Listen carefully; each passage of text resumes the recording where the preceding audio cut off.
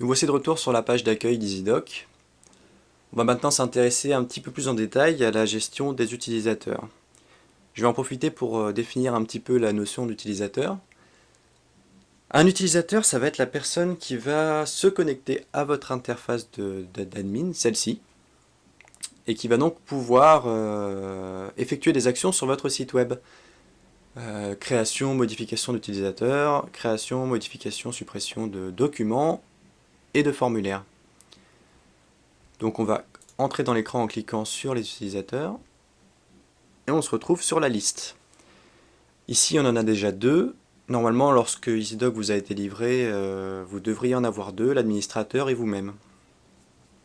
Mais vous pouvez avoir besoin, au sein de votre entreprise, de votre association, de créer de nouveaux utilisateurs qui vont avoir des accès spécifiques à tel ou tel écran et qui n'auront pas le même utilisateur ni le même mot de passe.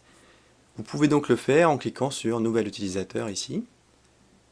Vous saisissez le login,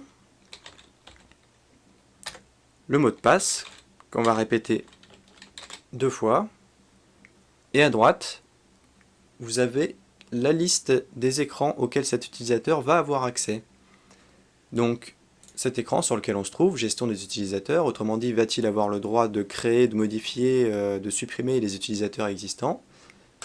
Gestion des documents, va-t-il avoir le droit de créer, modifier, supprimer un document, donc c'est-à-dire le contenu de votre site web?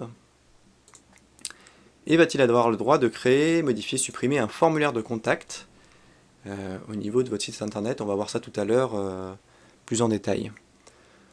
Moi je vais décider de créer un utilisateur qui n'a pas accès au dernier écran, juste pour les besoins de la démonstration.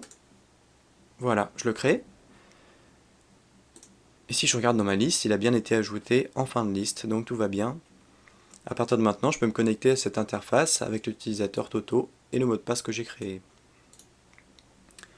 Ensuite, la suppression, c'est relativement simple.